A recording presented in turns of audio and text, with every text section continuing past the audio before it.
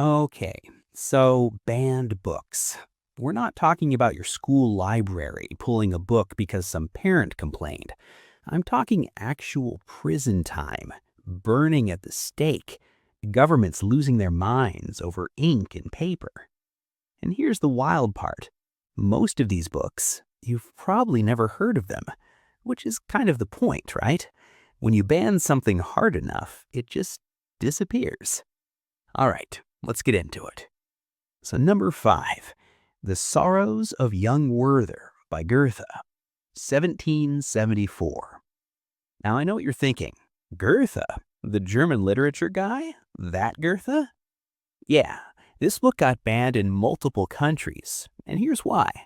It was basically causing a pandemic of suicide.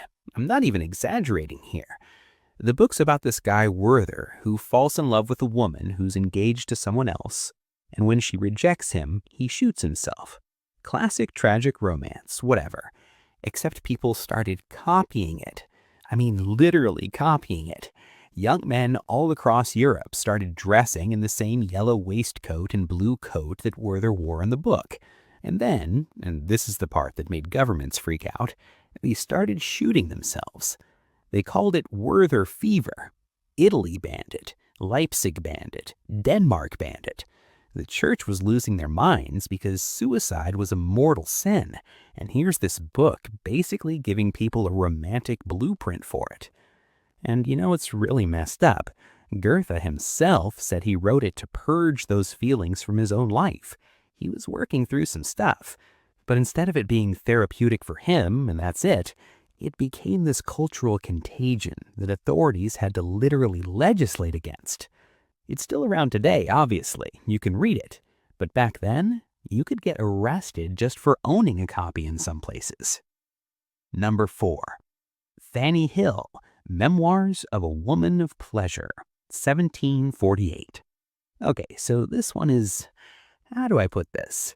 It's basically 18th century porn, written by this guy John Cleland while he was in debtor's prison, probably because he needed money and figured sex sells. He was right.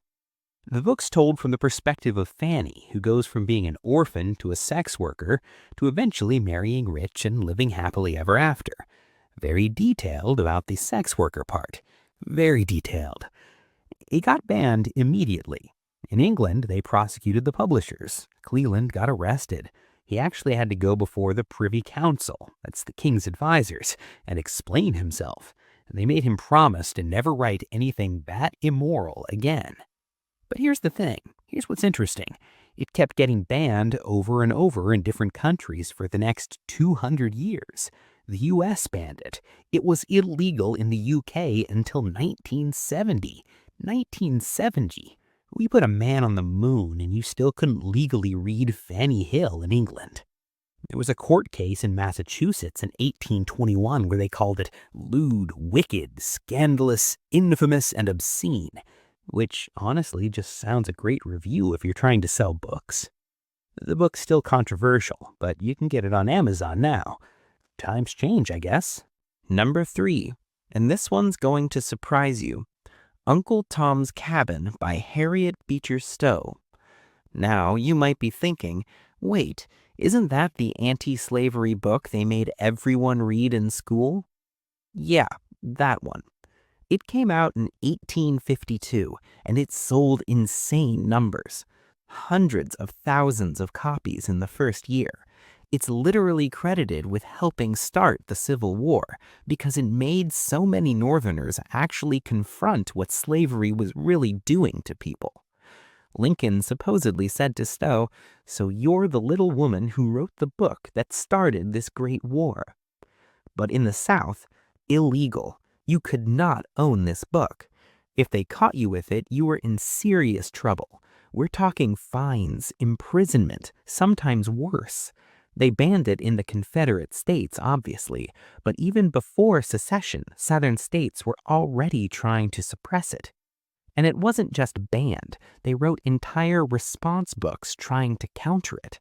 Books defending slavery as good, actually, using the Bible and pseudoscience and whatever else they could grab.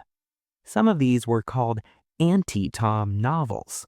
They'd sold fine in the South, but nobody really remembers them now because, well, they were defending slavery. The book was also banned in Russia at various points because the Tsar thought it might give people ideas about serfdom. Italy banned it because the Vatican didn't appreciate the Protestant perspective.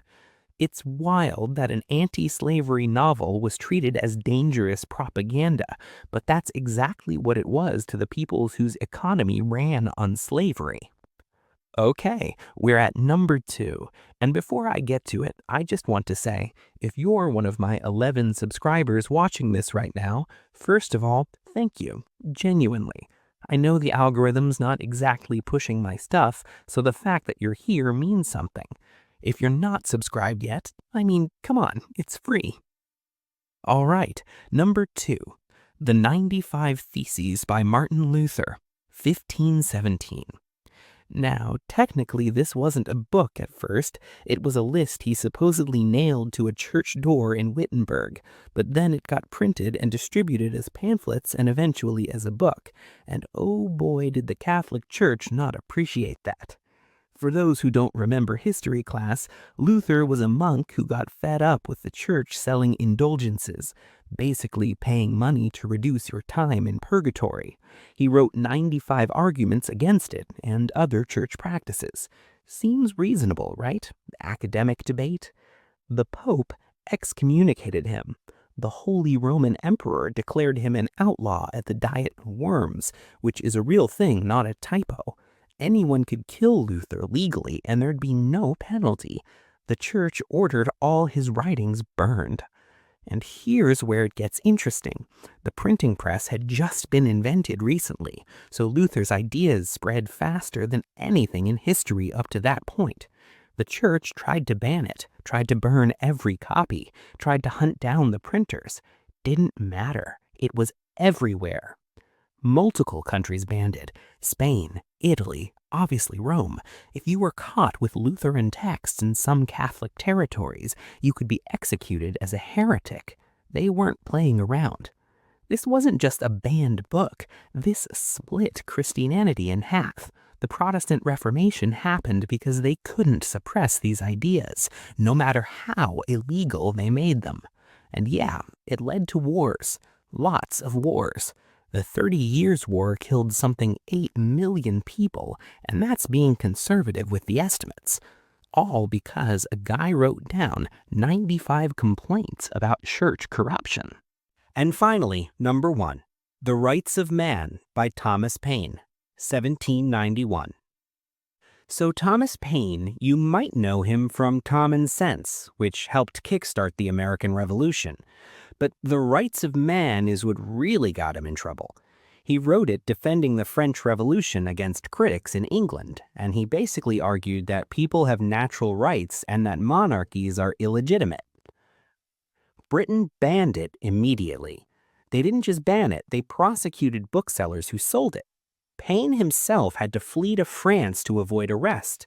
The British government was so terrified of this book that they ran a propaganda campaign against it. They burned Paine in effigy. They tried to make him into a villain. And here's the really ironic part. France loved him at first. They made him an honorary citizen, elected him to the National Convention. But then he opposed executing King Louis XVI, and suddenly the French Revolution turned on him too. He got thrown in prison in France and nearly got guillotined.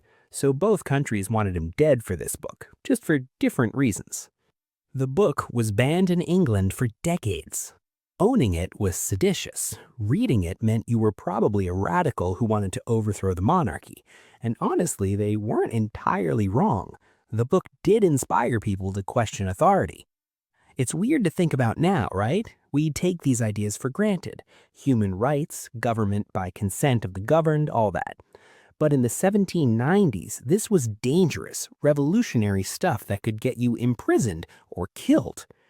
Paine died in 1809, basically broke and forgotten in America because people thought he was too radical. Only 6 people came to his funeral. The book that got him banned, hunted, and exiled is now taught in political science classes. So here's what really strikes me about all of this. Every single one of these books, every one, they're not banned anymore. You can get them all on Amazon right now, probably for under $10 each. Some of them are considered classics, some are taught in schools. But at the time, people went to prison for reading them. People died for spreading them. Governments mobilized their entire apparatus to suppress them. And it never worked. That's the thing.